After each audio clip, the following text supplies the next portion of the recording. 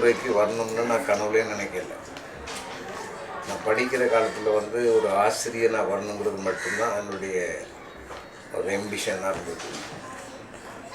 அதுக்கப்புறம் school drama, பள்ளிக்கூட நாடகங்களில் என்னுடைய தலைமை ஆசிரியராக இருந்த அபு ஹனீஃபா அவர்கள் 53ஆம் ஆண்டில் இந்திய சமுதாயம் ஒரு நாடகம் செய்தாங்க. அதில் என்ன நடிக்க வச்சார். அப்பவும் எனக்கு அந்த இன்ட்ரெஸ்ட் வரலை. அப்புறம் கிழக்கு மாகாணத்தை சேர்ந்த புலவர்மணி ஆமு ஷரீபுதீன் அவர்களின் முதல் சிஷ்யனான எம்ஐஎம் அபுசாலி என்கின்ற நம்முடைய ஆசிரியர், அவர் தான் முதல்ல 1953ஆம் ஆண்டு வானொலிக்கு கூட்டிகிட்டு போனார். சிறுவர் மலரில் நடிக்க வச்சார். அப்பவும் நடிக்கணுங்கிற ஆசை வரல. திருப்பி 1959ஆம் ஆண்டில் தமிழ்நாட்டிலிருந்து பம்மல் சம்பந்த முதலியாருடைய நாடக குழுவை சேர்ந்த எம்என் ராஜரத்னம் பிள்ளை என்கிறவர் இங்கே வந்து, அவர்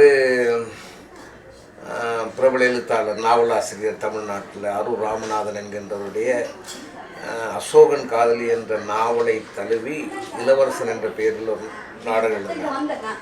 அப்போது அந்த காலத்தில் இந்த மாதிரி கம்ப்யூட்டர் டைப் செட்டிங் எல்லாம் பண்ண முடியாதனால அந்த பிரதி எழுதுறதுக்கு நல்ல கையெழுத்து உள்ள ஒருத்தர் தேடினார். அப்போ என்னுடைய கையெழுத்து அந்த காலத்தில் நல்லா வடிவாக இருக்குங்கிறதுனால ஒருத்தர் முகவையம் சர்தார்ங்கிற ஒருத்தர் கொண்டாந்து அந்த பிரதியை எழுதிட்டு வாங்க நீங்களும் கொடுக்கலாம் அப்படின்னு சொல்லி கூட்டிகிட்டு போகிற போது நான் பார்த்தா, தம்பி கையெழுத்து நல்லா இருக்குது அப்படின்னார். அவன் சிரிச்சுக்கிட்டு இருந்த போது நீ நடிச்சா என்ன அப்படின்னார். நான் சொன்ன நடிக்க வராது அப்படின்னேன். நான் வரும், நான் பார்த்துக்கிறேன், நீ விருப்பமானார். அப்புறம் சரிங்க. அன்னைக்கு அந்த கையெழுத்து தான் அந்த தலையெழுத்தை மாற்றிட்டு. ஆமாம், நான் தான் கொடுத்தேன். நான் கொடுக்காம என் பிள்ளைக்கு வேறு யாரும் கொடுக்குறது? அது சரி, நீங்கள் தான் கொடுக்கணும், நான் இல்லைன்னு சொல்லலை. கொழும்பு தலைநகரை பொறுத்தவரையில் கலைஞர்களுக்கு குருகுலமாக இருந்தது மனோரஞ்சித கானசபா என்கின்ற ஒரு மன்றம், நாடக மன்றம். அந்த மன்றங்கள் அந்த மன்றம் இப்போ இருக்கிற நாடக மன்றம் மாதிரி சும்மா லெட்டர் பேடில் இருக்கல. ஒரு நாடகத்துக்குரிய அத்தனை கருவிகள், வாத்திய கருவிகள்லேருந்து காட்சி அமைப்புகள்லேருந்து ஒப்பனை சாதனங்கள் இவை எல்லாமே அதில் இருக்கும். அப்படிப்பட்ட மன்றத்தில் அன்னைக்கு ராஜா பாட் வேஷம், 40லலாம் சொல்கிறதுனா ஹீரோவுக்கு ராஜா பாட் வேஷம் அப்படின்னு சொல்லுவாங்க. அந்த ராஜா பாட் வேஷத்தை போட்டு நடிச்சுக்கிட்டு இருந்தது எங்கள் வாப்பா. அப்போது ஒருவேளை அந்த ரத்தம் நம்ம அந்த உணர்வுகள் நம்மளில் ஊறி போச்சான்னு தெரியல. அப்புறம் அந்த முதல் நாடகம் நடித்தோடனே திருப்பி அதே ராஜேந்திர மாஸ்டர்கிட்ட கொண்டு போய்ட்டு என்னையை விட்டார். எங்கள் பாப்பா வைவரம் நடிப்பான்னு நல்லா போடுங்க அப்படின்னு. அப்புறம் நடித்தேன், அதுலேயும் பேர் கிடைக்குது. அப்புறம் என்ன பண்ணாருன்னா, வாப்பா சொன்னார், நீ எழுது ஒரு ஸ்கிரிப்டு அப்படின்னு சொல்லி எழுதுனா அது மரணத்தின் மடியில். அதில் ஒரு விசேஷம் என்னென்னா, வாப்பா டைரக்ட் பண்ணி நான் ஹீரோவாக முதல்ல நடிச்சிருக்கேன்.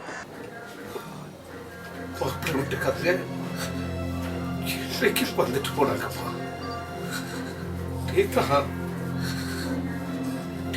எந்த பதிலுமே சொல்லாம இருக்கு.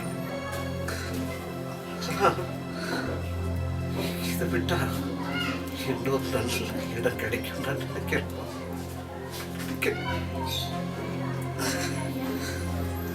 ஏன்னா கேரக்டர் மெயின் கேரக்டர். ஒரு காட்சியில் வர்ற பிச்சைக்காரனாக இருந்தாலும் சரி, இல்லாட்டி ஒரு கதை முழுது வர்ற ஒரு ராஜாவாக இருந்தாலும் சரி, அவன் கேரக்டர் எப்படி பண்ணுறான்றது தான் முக்கியம். அவன் பெரிய கேரக்டர் நடிக்கிறானாங்கிறதுல முக்கியம் இல்லை, கேரக்டர் எப்படி பண்ணுறாங்கிறது தான் முக்கியம். அந்த வகையில் நான் எடுத்துக்கிட்டு இருக்க ஒவ்வொரு கேரக்டரையும் அந்த கதாபாத்திரமாக நான் நினைக்கிறேன், நான் வாழ்ந்துருக்கிறேன். எப்படி இந்த டீலை முடிச்சாங்க? That's all. என்னங்க நல்ல சீன் போகுது, வந்து பாருங்களேன். நீங்கள் பார்த்தா நான் பார்த்த மாதிரி இருக்கேன். முஸ்லீம் கலைஞர்களை பொறுத்தவரையில் ஆணாக இருந்தாலும் சரி, பெண்ணாக இருந்தாலும் சரி, அது பெரிய கட்டுப்பாடுகள் இருக்குது, சமூக கட்டுப்பாடுகள் இருக்குது. இந்த கட்டுப்பாடுகளுக்குள்ளே நாம் கட்டுப்பட்டுட்டோம்னு சொன்னால் நாம் இந்த இடத்துக்கு வர முடியாது. நாய் வேஷம் போட்டால் குறைச்சி தான் ஆகும், அது ஒன்றும் பண்ண முடியாது. ஆகவே ஒரு கேரக்டர் நடிக்க வர்ற போது மேக்கப் போடணும்னா போட்டு தான் ஆகணும். அப்புறம் படம் எடுக்கணும்னா படமும் எடுத்து தான் ஆகணும். என்ன பாரு ஜமால்தி, இப்போ நீ என்னோட கோவத்தில் கதைக்கிற மாதிரி தெரியுது. அன்னைக்கு பள்ளிவாசலில் சொன்னதுனால தான் உங்கள் குடும்பத்துக்கு நான் அடைக்கலம் கொடுத்தேன். இல்லாமல் அன்னைக்கு அகதி முகாமுக்கு அனுப்பி வச்சுருந்தேன்னா நீ இப்படியெல்லாம் இன்றைக்கி கதைக்க மாட்டேன். இஸ்லாமிய மார்க்கத்தை பொறுத்தவரையில் ரெண்டைத்தான் குர்ஆனை ஹதீஸையும் மீறக்கூடாது என்பது உண்மை. அதை தவிர வேறு எதையும் மீறலாம் என்பது அல்லாஹ் மன்னிப்பான்னு நினைக்கிறேன். மீறலாம்ங்கிறது என்னுடைய அபிப்பிராயமாக இருக்குது. குர்ஆனையும் ஹதீஸையும் தவிர தற்காலிகமான சம்பிரதாயங்கள், அல்லது அறிவுலகத்துக்கு மாறான கட்டுப்பாடுகள் இவையெல்லாம் இப்போ உதாரணம் சொன்னால் அந்த காலத்தில் படம் எடுக்கக்கூடாது. இப்போ பாஸ்போர்ட் எடுக்கணும், வெளிநாட்டுக்கு போனால் படம் எடுத்தே தான் ஆகணும். ஆக சில மீறணும், மீற வேண்டிய நிர்பந்தம் இருக்குது. அந்த மீற வேண்டிய நிர்பந்தத்தை நான் நினைக்கிறேன் இது வரைக்கும் ஒருத்தர் மீறி இருக்கான்னா நான் தான் இருக்கிறேன். எனக்கு பின்னாடி வந்து ஒரு 100 பேர் யங்ஸ்டர் வந்துட்டாங்கன்னு சொன்னால் இந்த தலையெழுத்தையே மாற்றிடலாம். இந்தப்பா ஜமால்தீன், ஒன்றுதான், நாளைக்கு நீ போகிறதுக்கு ஒரு வாகனத்தை நானே ஒழுங்கு பண்ணி தர்றேன். என்னை பொறுத்தவரையில் மனசாட்சிக்கும் மதிப்பளித்து கொண்டு மற்றவருக்கு தீங்கு விளைவிக்காமல் செய்யக்கூடிய காரியங்கள் எதுவோ அது எல்லாவற்றிற்கும் அல்லாஹ் தாலாவிடத்தில் வரவேற்பு உண்டு என்பது என் நம்பிக்கை. அதுக்கு மேலே எல்லாம் அவன் பொறுப்பு, அவன் செய்ய. இதுக்கு பரவாயில்ல, நான் இந்த வீட்டுக்குள்ள நுழைய வேண்டியதில்லாம். ஏங்க இப்படி எல்லாம் சொல்றீங்க? அல்லாஹ் என் புள்ளைய நான் எங்க தேடுவேன்? ஆகவே அந்த மாதிரி இந்த மார்க்கத்தின் ஊடாகவும் இந்த கலையை முன்னெடுத்து செல்ல முடியும். அப்படியான பிரதிகள், அதற்கு முழு காரணமும் பிரதிகளில் தான் இருக்கிறது, பிரதிகளை எழுதுபவர்களில் இருக்கிறது.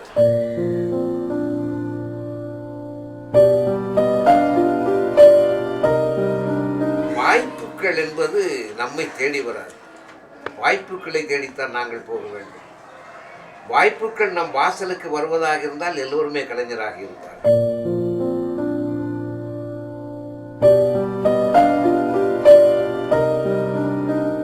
அல்லாஹ்வுடைய கிருபையில எந்த குறைபாடும் இல்லாமல், கஷ்டம் இல்லாமல் இருக்கிறான். நல்லா அல்லாஹ் அந்த அளவுக்கு நல்ல இதில் வச்சிருக்கிறான். உட்கார்ந்து சாப்பிட்ற அளவுக்கு எல்லாமே இருக்குது. ஆனால் உட்காரத்துக்கு இடமே இல்லாமல் இருந்தது.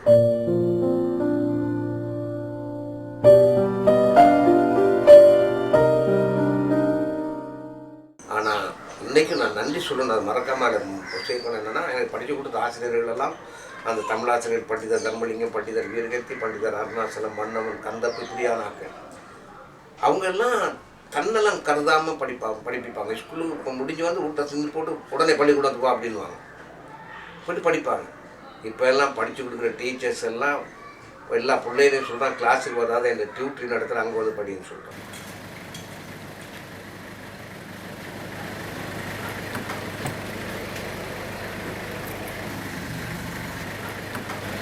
கலைத்துறையில் வர்றவங்களுக்கு நிறைய வாய்ப்பு வசதிகள்லாம் இருக்குது. இலத்திரனியல் ஊடகம் வந்ததுக்கு பின்னால் டிவி, சினிமா இதெல்லாம் வந்த பிறகு நிறைய சந்தர்ப்பங்கள் இருக்குது. ஆனால் அந்த சந்தர்ப்பங்களை எல்லாம் எனக்கு உள்ளூர வேதனை என்னென்னா, பிற மதத்தவர் பாதிக்கின்ற அளவுக்கு, அவர்களுக்கு பிரயோசனப்படுத்துகிற அளவுக்கு நம்மவர்கள் அதனை உள்வாங்குவதும் இல்லை, அதனுடைய பலன்களை அனுபவிப்பதும் இல்லை. ஆகவே நிறைய இளைஞர்கள் எந்தெந்த துறையை போவது போல் இந்த துறைக்கு வரணுங்கிறது தான் என்னுடைய இன்றைக்கு இருக்க ஆகப்பெரிய இந்த ஆசை, அபிலாசை எல்லாமே.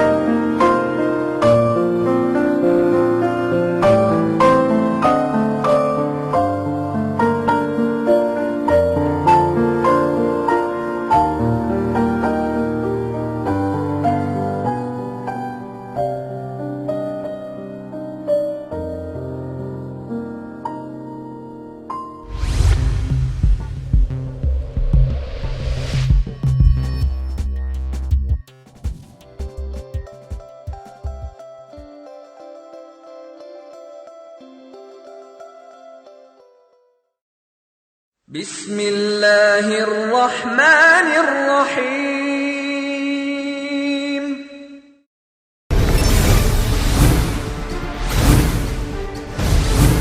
Today, the world's superpowers are in a state of shock. The rest of the world is amazed that this is the true state of the world.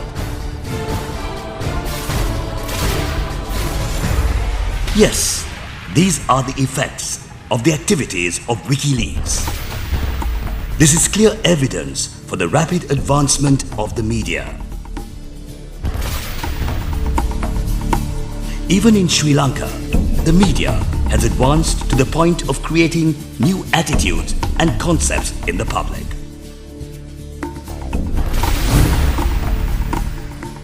The Jamaat-e-Islami organization was established in Sri Lanka in 1954. In the year 1958, they began a magazine called Walikati that penetrated into the media field. In the 1970s, the magazine changed its name to Al-Hasanat and continued to cultivate the truth in the minds of thousands of people. Alhamdulillah, today, after facing many challenges over the last 40 years, Al-Hasanat is continuing on its successful journey.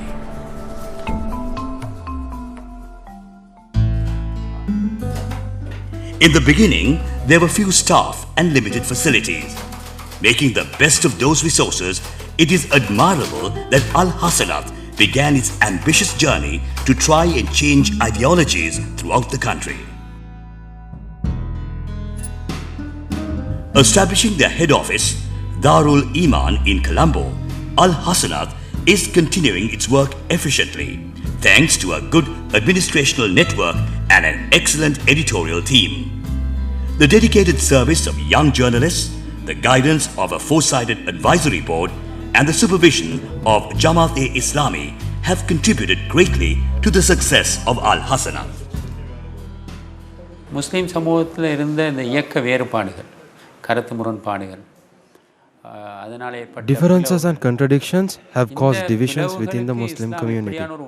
Al-Hasanat has given information at various times regarding the guidance Islam provides to address this issue. சமூகத்தை வழிநடத்தி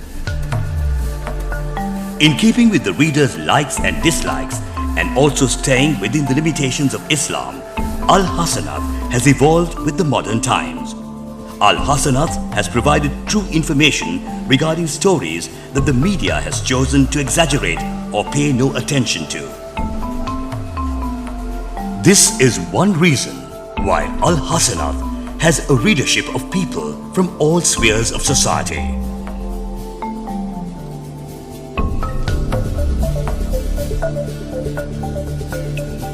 During the 40 years of Al-Hasanat's preaching, the organization has also released linked magazines. Some of them are Engel Desam, Chittu and Aram, both children's magazines, and the Sinhala language magazine circulating for more than 25 years, Prabodhya. It is significant that the literature that has most appealed to the readership has been published as a book. Al-Hasanat has been able to overcome obstacles and face challenges from time to time, largely by the support rendered by Jamaat. To further strengthen Al-Hasanat and to encourage the release of many more magazines and periodicals, Jamaat has formed the Just Media Foundation. Many initiatives in the media front is currently underway by the JMF.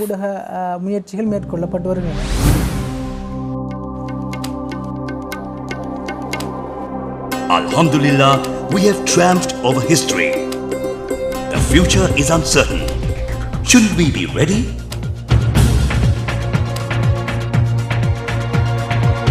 Shall we unite in the journey to overcome the challenges of the future?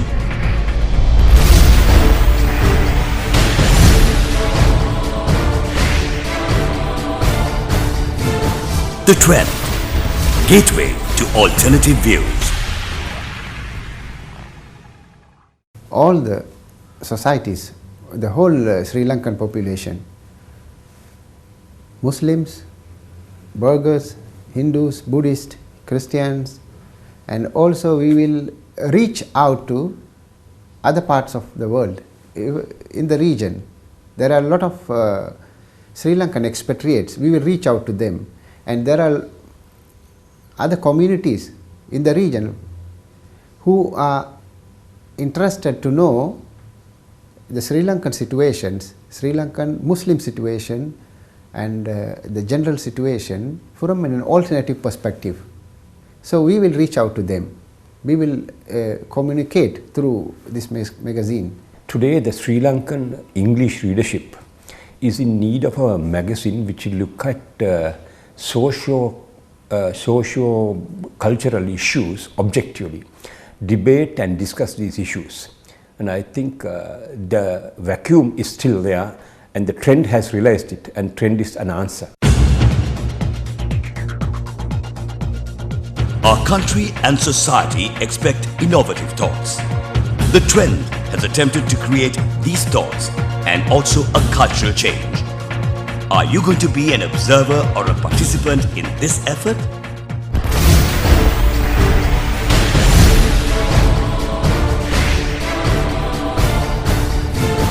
The trend. Come, strengthen our endeavors.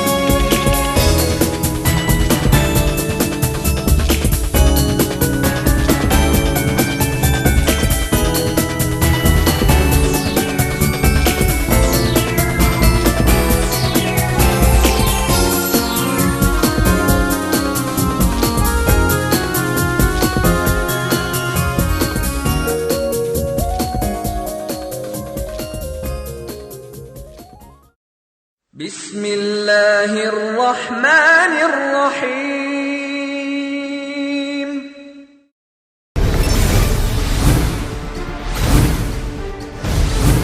Today, the world's superpowers are in a state of shock.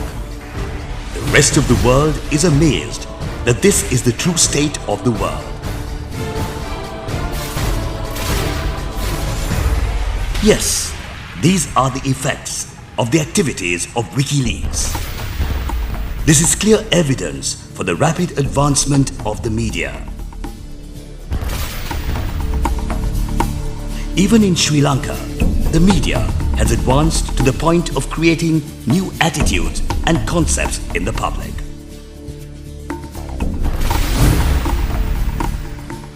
The Jamaat-e-Islami organization was established in Sri Lanka in 1954. In the year 1958, they began a magazine called Walikati that penetrated into the media field.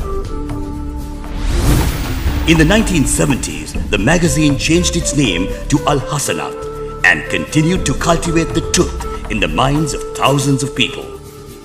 Alhamdulillah, today, after facing many challenges over the last 40 years, Al Hasanat is continuing on its successful journey.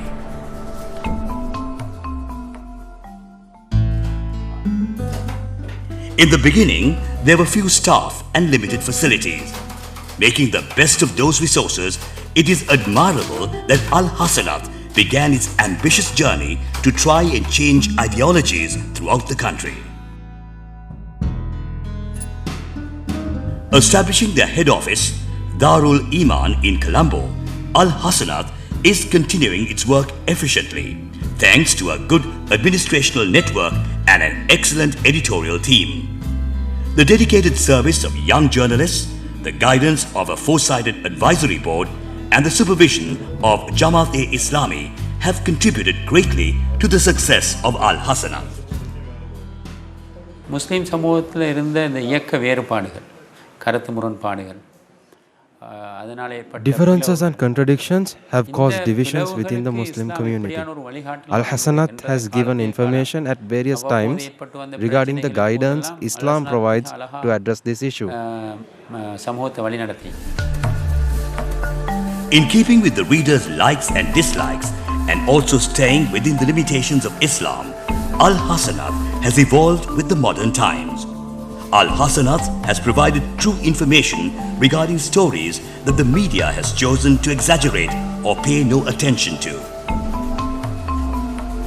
This is one reason why Al-Hasanat has a readership of people from all spheres of society.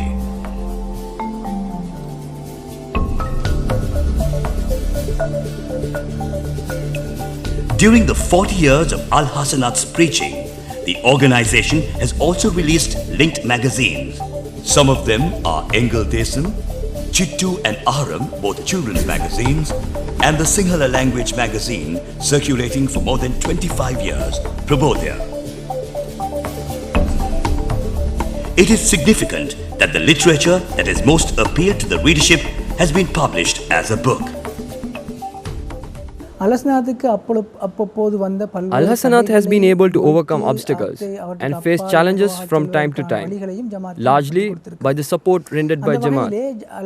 To further strengthen Al-Hasanat and to encourage the release of many more magazines and periodicals, Jamaat has formed the Just Media Foundation. Many initiatives in the media front is currently underway by the JMF.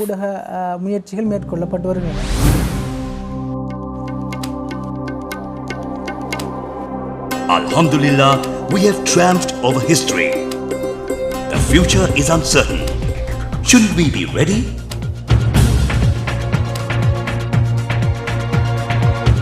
Shall we unite in the journey to overcome the challenges of the future?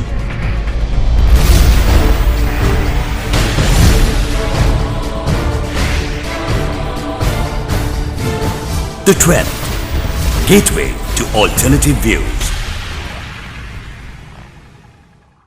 All the societies, the whole Sri Lankan population,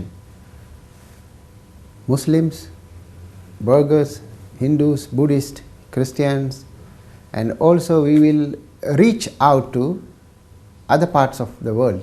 In the region, there are a lot of Sri Lankan expatriates. We will reach out to them, and there are other communities in the region who are interested to know the Sri Lankan situations, Sri Lankan Muslim situation, and the general situation from an alternative perspective. So we will reach out to them. We will communicate through this magazine. Today the Sri Lankan English readership is in need of a magazine which will look at socio-cultural issues objectively, debate and discuss these issues.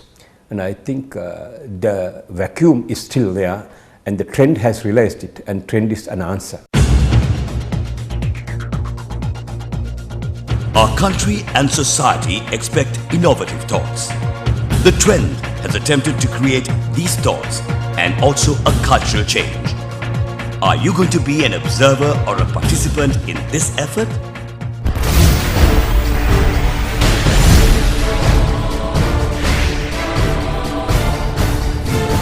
The Trend. Come, strengthen our endeavors.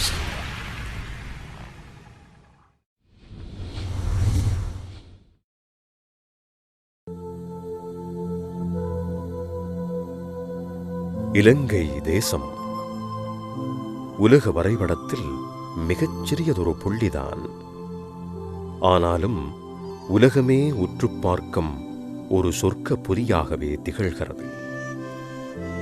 விழிகளுக்கு விருந்தளிக்கும் இந்த காட்சிகள் எமது தேசத்தின் செல்வங்களே. இயற்கையோடு உறவாட யார்தான் இயலாதென்று சொல்வார்கள்? கண்களுக்கு மட்டுமல்ல, இதயத்துக்கும் இதமாகத்தான் இருக்கிறது. விடுமுறை நாட்களையெல்லாம் மொத்தமாய் விலை பேசுகின்றதல்லவா இந்த இயற்கை தேசம்? இன்னும் இன்னும் இதயமும் இவற்றையே நேசிக்கின்றதல்லவா? இதயத்துக்கு இதம் தேடிச் செல்லும் நாம் இயற்கையினையே நாடிச் செல்கின்றோம். எமது கண்ணீரை விலங்கிடுவதும் இங்கேதான். எமது புன்னகைக்கு சிறகுகள் முளைப்பதும் இங்கேதான். எமது செயற்பாடுகள் மூலம் இவ்வழகிய சூழல் மாசடைந்து வருகின்றமையினை நாம் மறந்துவிட்டோமா? உரிய முறையில் எமது சுற்றாடலினை நாம் பேணிப் பாதுகாக்கின்றோமா? எமது கவனமின்மையால் எமது சூழலே பாதிப்படைகிறது. இயற்கை அழிவுகளை நாமே சந்திக்க வேண்டியிருக்கிறோம்.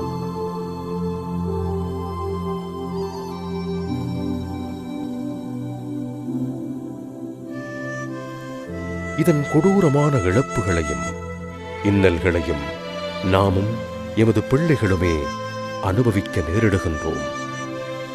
சிந்திக்க மறந்துவிட்டோம் அல்லவா? அரசாங்கமும் சமூக சேவை நிறுவனங்களும் சூழலை பாதுகாப்பதற்கு பல்வேறு வேலைத் திட்டங்களை மேற்கொண்டு வருகின்றமை குறிப்பிடத்தக்கது. நாமும் சூழலினை பாதுகாப்பதற்கு எம்மாலான பங்களிப்பினை வழங்க வேண்டியது அவசியமல்லவா? எமது செல்வங்களுக்கு வளமான எதிர்காலத்தினை உறுதி செய்ய வேண்டியது எமது பொறுப்பல்லவா?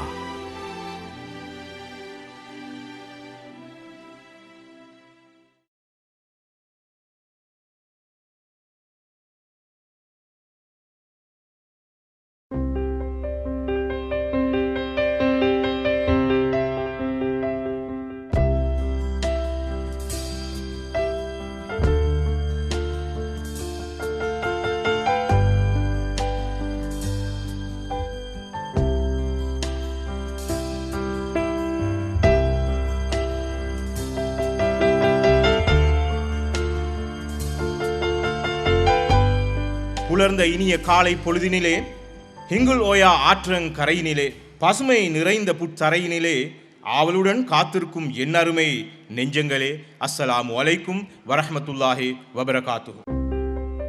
உங்களையும் உங்களது குடும்பத்தையும் நரகத்திலிருந்து பாதுகாத்துக் கொள்ளுங்கள் என்று அல் குர்ஆன் எங்களை பார்த்து குறிப்பிடுகின்ற அந்த வழிகாட்டலை நாங்கள் நிறைவு செய்கின்ற மனிதர்களாக நாங்கள் மாற வேண்டும்.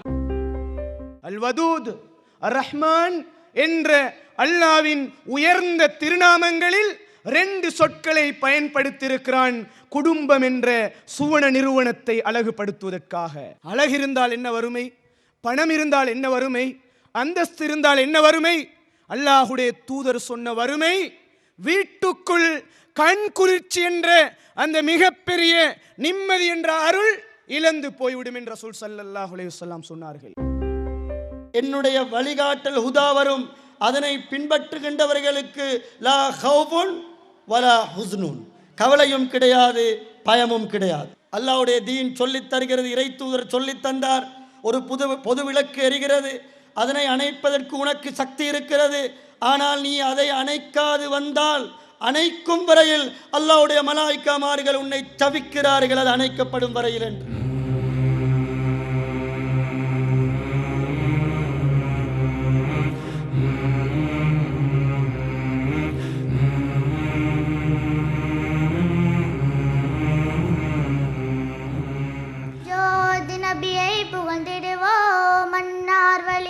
வாழ்ந்திடுவோம் மகிழம் புகழும் உத்தம நபிக்கு உண்மை ஸலவாத் கூறிடுவோம். அஸ்ஸலாத்து வஸ்ஸலாமு அலைக யா ரசூலல்லாஹ், அஸ்ஸலாத்து வஸ்ஸலாமு அலைக யா ஹபீபல்லாஹ்.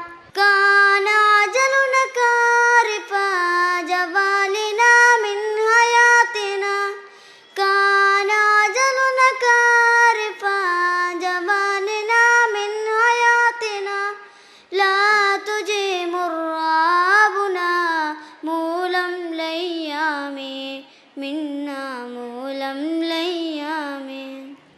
கோபுரத்தில் கூடு கட்டி வாழ்ந்த மாடப்புறாக்கள் குப்பை மேட்டினிலே கூடு கட்ட துணிந்த போது சிம்மாசனத்தில் இருந்த சமூகம் சும்மா தரையில் குந்தி கிடக்கிறது. தலையில் கிரீடம் அணிந்த சமூகம் இடுப்பில் கோவணத்திற்காய் தவிக்கிறது. துண்டு கோவணத்துக்காய் ஏங்கி தவிக்கிறது. நீதிக்கு குரல் கொடுத்து நேர்மையாய் வாழ்ந்த சமூகம் சொச்சங்களுக்கு ஆசைப்பட்டு இச்சைகளுக்கு அடிமைப்பட்டதனால் துணிந்து எதிரியை தட்டி கேட்ட சமூகம் குனிந்து அவனுக்கு மாலையிட கற்றுக்கொண்டது. அல்லாஹ்வுடைய தீனை சுமந்த சமூகம். இந்த சமூகத்தை அல்லாஹ் பாராட்டுற இடங்கள் எல்லாம் பணியத்தான் சொல்றான். குந்தும் ஹைர உம்மா, நீங்க தான் சிறந்த சமூகம். ஏனென்றா பணி செய்றீங்க. தஅமுரூன பில் மஅரூஃப் வ தன்ஹவுன அனில் முன்கர் வ தூமினூன பில்லாஹ். நன்மை ஏவி தீமையை இல்லாமல் செய்து நீங்கள் அல்லாஹ்வை ஈமான் கொள்கிறீர்கள். வ கதாலிக ஜஅல்னாக்கும் உம்மத்தன் வஸதா, நடுநிலையான உம்மத்து நீங்க. ஏன் என்ன செய்றீங்க? லி தகுனு ஷுஹதா அலன் நாஸ், மனித சமூகத்துக்கு எடுத்துக்காட்டாக வாழுகிறீர்கள். சமூகத்தில் இருக்கிறவங்களோட என்னத்துக்கு அன்பு? தேவையில்லாத வேலை தானே அது. ஊற்றுலுக்கே வராத அன்பு உலகத்துக்கு என்னத்துக்கு? அப்படித்தான் இன்றைய சமூகம் வாழுகிறது. ஆனால் அந்த சமூகத்தை அல்லாஹ் அங்கீகரிக்க மாட்டான். இந்த மொத்த சமூகமும் அன்பினாலும் சகோதரத்துவத்தினாலும் இறுக பிணைக்கப்பட்ட ஒரு கட்டுக்கோப்பான சமூகமாக மாற வேண்டும். அப்படி ஒரு சமூகத்தை உருவாக்குவதைத்தான் அல்லாஹ் தஆலா விரும்புகிறான். எனவே ஒவ்வொன்றுக்கும் எடுத்துக்காட்டாக வாழ வேண்டிய சமூகம் இது. சீரழிந்து கொண்டிருப்பதை பார்த்து கொண்டு நன்றாக உண்டு விட்டு கழித்து விட்டு நாங்கள் தூங்கி எழும்பி எங்கட வேலை இருக்குது என்று வாழேலுமா? அப்படி வாழ்வதற்கு அல்லாஹ் தஆலா எங்காவது அனுமதி தந்திருந்தால் அதனை தயவு செய்து எனக்கும் காட்டுங்கள். அல்லாஹும்ம ஸல்லி அலா சய்யிதினா முஹம்மதின் நபியில் உம்மி வ அலா وصحبه وسلم.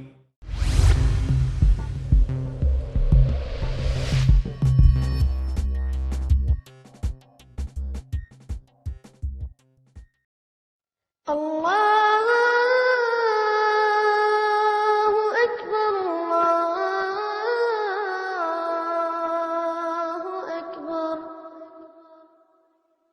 الله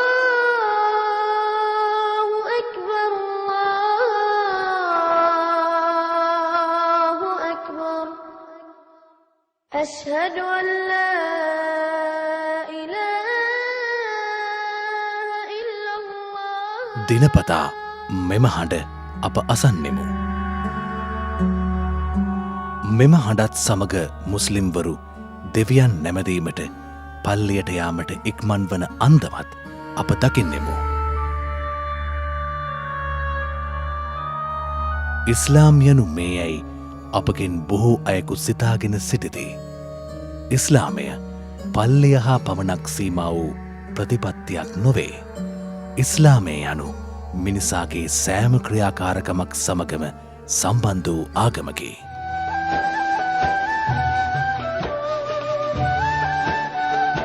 දෙවියන් වහන්සේ කාලයෙන් කාලයට මිනිසුන් යහමගට ගැනීම පිණිස ඔහුගේ ධර්මදූතයන් හා ආගම් එළිදක්වන්නේය. ආදිතම පිණිසා ආදම්ගේ පටන් පැමිණියා වූ දෙවියන්ගේ ධර්මදූතයන් පෙළෙහි අවසානයේ වශයෙන් පැමිණියේ මුහම්මද් නබිතුමානුය. වසර 1500කට පෙරාතුව අරාබි අර්ධද්වීපයේ ඉස්ලාමය හඳුන්වා දෙනු ලැබීය. අල් කුරානය ආගම් ග්‍රන්ථය ලෙසින් පහළ විය.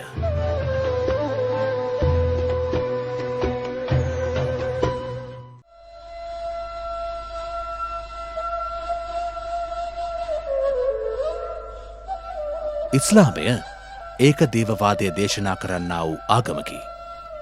ඉස්ලාම් යන වදනට ශාන්තිය, සමාධානය, අවනතවීම යන අර්ථයන් නැත.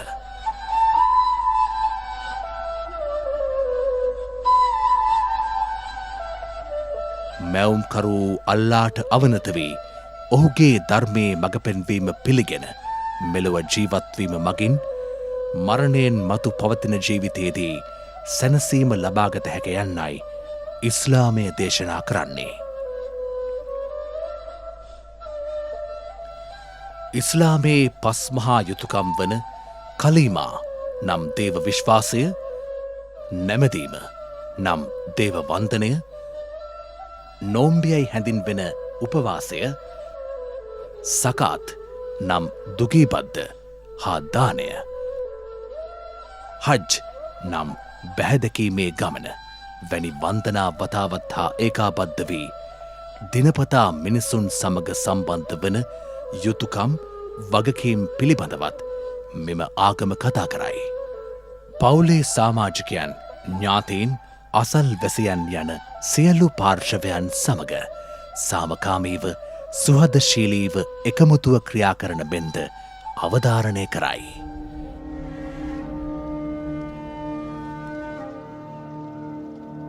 ඉස්ලාමය මුළු මහත් මානව සමූහයාටම පහළ වූ ආගමකි. ඉස්ලාමය අන්‍යාගමිකයන්ගේ අයිතිවාසිකම්, යුතුකම් නිවැරදිව ඉටුවිය යුතුයයි නියෝග කරන්නේය. ඉතිහාසය පුරා පැවති ඉස්ලාමීය පාලනයේදී අන්‍යාගමිකයන්ගේ ආගමික අයිතිවාසිකම් සුරක්ෂිතව ආරක්ෂා වීම මීට නිදසුන් වෙයි.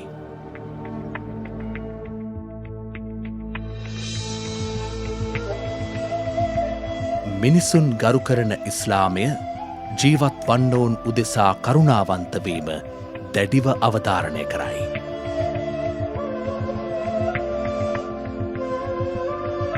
දයාව, සත්‍යය, අවංකභාවය, අන්‍යයන්ට උපකාර කිරීම වැනි උසස් ගුණාංග දේවවන්දනයේ එක් අංශයක් යැයි පවසා මිනිසුන් ඒ කෙරෙහි උනන්දු කරවයි.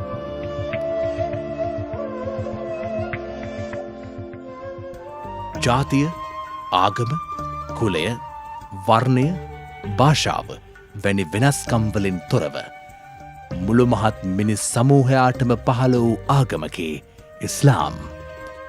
ශාන්තිය, සමාධානය, සහජීවනය සමගින් සෞභාග්‍යමත් ලෝකයක් නිර්මාණය කරන මෙන්ය ඉස්ලාමය දේශනා කරන්නේ.